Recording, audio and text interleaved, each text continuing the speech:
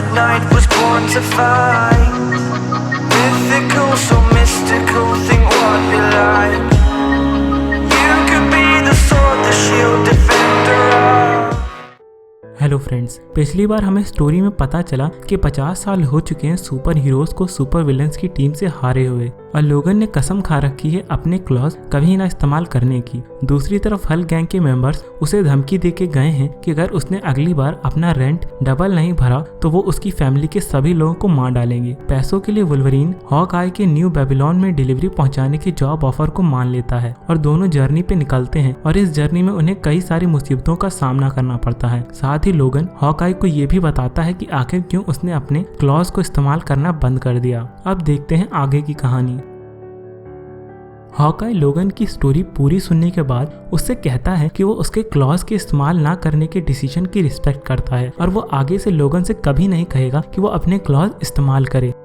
अब दोनों अगले दिन अपनी न्यू बेबीलोन की जर्नी दोबारा शुरू करते हैं और डूम्स हेड इलिनॉइस के पास पहुंचते हैं, लेकिन तभी एक वेनम इन्फेक्टेड टीरेक्स उन पे हमला कर देता है। वो स्पाइडर मोबाइल में उससे आगे निकलने की कोशिश करते हैं मगर टीरेक्स बहुत ही फास्ट होता है। कोई ऑप्शन ना दिखते हुए हॉकआई स्पाइडर मोबाइल में रखी हुई सीक्रेट मशीन गन निकालता है और वेनम टीरेक्स पे फायरिंग शुरू कर देता है मगर उस पे इसका कोई असर नहीं होता और वेनम टीरेक्स स्पाइडर मोबाइल को टक्कर मारने ही वाला होता है कि तभी अचानक कहीं से एक आदमी फुल ब्लैक कपड़ों में वेनम के सामने आ जाता है और कुछ बोलता है और तुरंत ही वेनम सिम्बियोट और टीरेक्स दोनों ही दूर जाके गिरते हैं और ये आदमी होता है ब्लैक बोल्ट। और इससे पहले कि हॉकआई और लोगन उससे कुछ पूछ पाते उन्हें कोई इंस्टेंट टेलीपोर्टेशन से एक स्ट्रेंज फैसिलिटी में पहुंचा देता है जहां उन्हें एक जाना पहचाना चेहरा वेलकम करता है और वो होती है एमा फ्रॉस्ट। वो उन्हें बताती है कि उसी ने उन्हें इस फैसिलिटी में टेलीपोर्ट किया है और इस फैसिलिटी का नाम है फॉरबिडन क्वार्टर। ये उसके हस्बैंड डॉक्टर डूम का घर है और उसकी शादी ने उसे ब्लैक बोल्ट और उसके 20 म्यूटेंट साथियों को मरने से बचा लिया। मगर हॉकआई उससे कहता है कि ये कोई शादी नहीं बल्कि तुमने खुद को डॉक्टर डूम को बेच दिया है। मगर एमा उससे कहती है कि उसे अपने और अपने साथियों के सर्वाइवल के लिए जो सही लगा वो उसने किया और उसे इस बात का कोई रिग्रेट नहीं है। कुछ समय बाद स्पाइडर मोबाइल के ठीक हो जाने पे वो एमा को गुड बाय कहते हैं और अपनी जर्नी पे निकल पड़ते हैं और उन्हें जाते हुए ऊपर से उस एरिया का सुप्रीम लॉर्ड डॉक्टर डूम देख रहा होता है।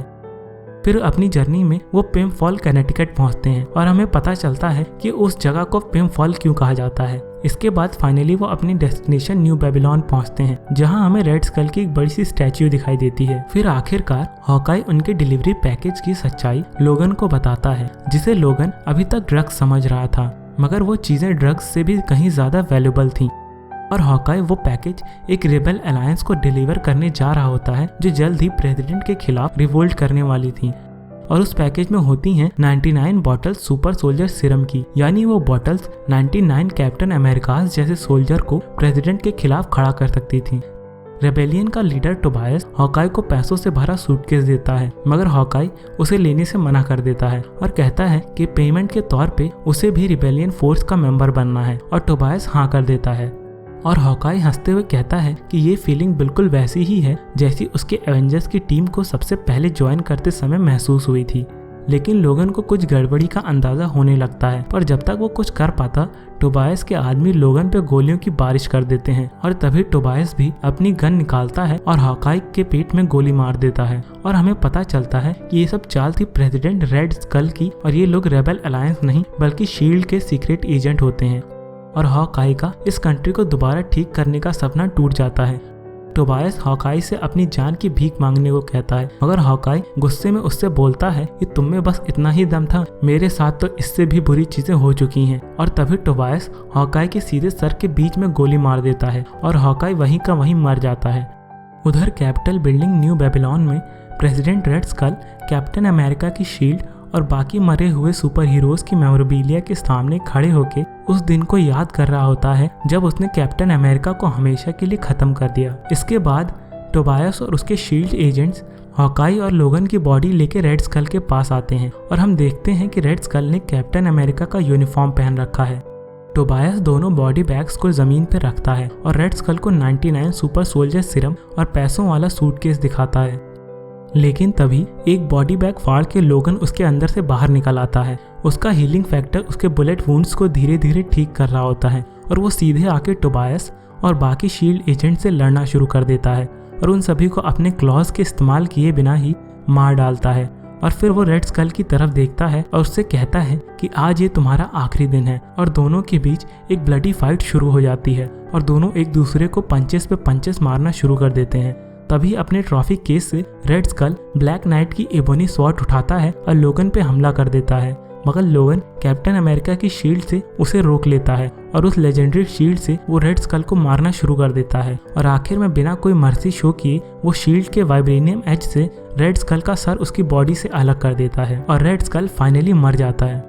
मगर तभी लोगन को सुनाई देता है कि रेड स्कल के सोल्जर्स बिल्डिंग में घुस आए हैं और किसी तरह अब उसे यहाँ से भागना होगा।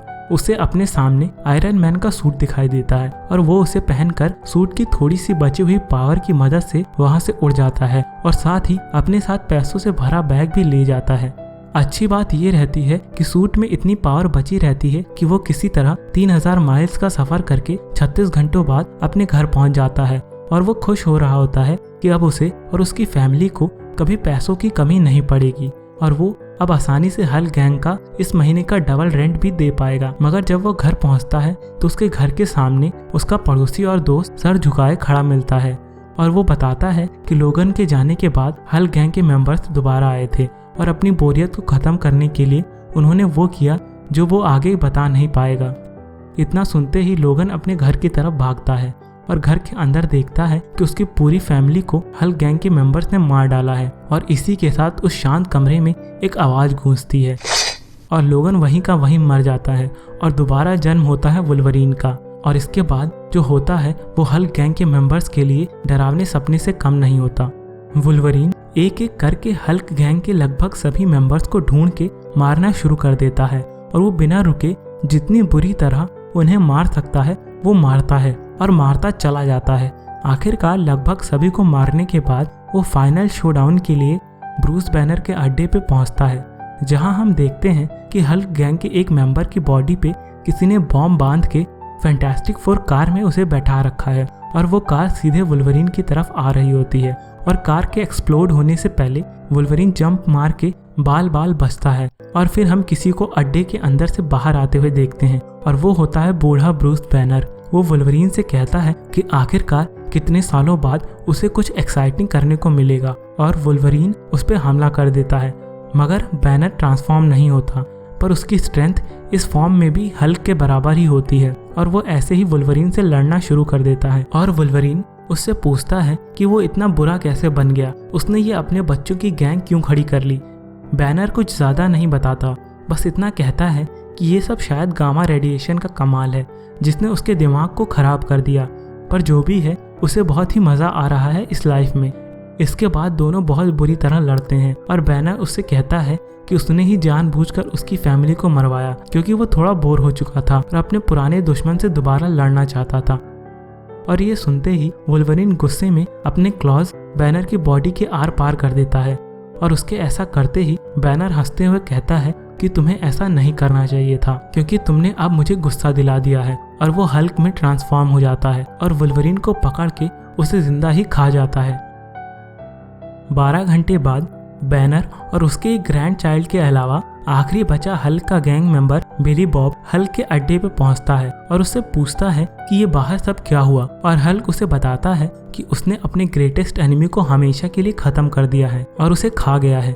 लेकिन तभी हल्क के पेट में दर्द होना शुरू हो जाता है और बिली बॉब को समझ आने लगता है कि इसके पीछे क्या रीजन हो सकता है और वुल्वरीन को जिंदा खाना क्यों एक बुरा आइडिया है। और वो हल्क को कुछ कहने ही जा रहा होता है, मगर तभी वुल्वरीन हल्क की बॉडी को चीरता हुआ उसकी बॉडी से बाहर आ जाता है। उसके हीलिंग फैक्टर ने उसे ठीक कर दिया होता है और फाइनली इनक्रेडिबल हल्क मर जाता है। वुल्वरीन बिली बॉब को जिंदा छोड़ देता है, मगर हल्क के ग्रैंड चाइल्ड को अपने साथ ले जाता है। 1 महीने बाद लोगन अपने नेबर्स और उसके जानने वाले लोकल्स के साथ अपनी फैमिली का फ्यूनरल करता है और उन सबको बताता है कि अब वो यहाँ से जा रहा है क्योंकि अब उसका कुछ भी नहीं है यहाँ पे, मगर अब वो चीज़ें करने जा रहा है जो उसके एक दोस्त का सपना था और अभी भी इस बर्बाद हो चुके देश में लॉ और ऑर्डर को वापस लाया जा सकता है। उसके जानने वाले उससे कहते हैं कि क्या सच में तुम लॉ और ऑर्डर को वापस ला पाओगे, तो वो कहता है कि ये मुश्किल ज़रूर है मगर इम्पॉसिबल नहीं। और वो बेबी हल्क जूनियर को अपने साथ लेके डूबते सूरज के साथ अपनी नई जर्नी शुरू करता है, मगर लोगन की तरह नहीं बल्कि वुल्वरीन की तरह, जो कि अब दोबारा जिंदा हो चुका है। Thank you for watching this episode और आई होप आपको ये वीडियो पसंद आया होगा, और अगर पसंद आया तो वीडियो पे लाइक, कमेंट और चैनल को सब्सक्राइब करना मत भूलिएगा। So see you next time. Good bye.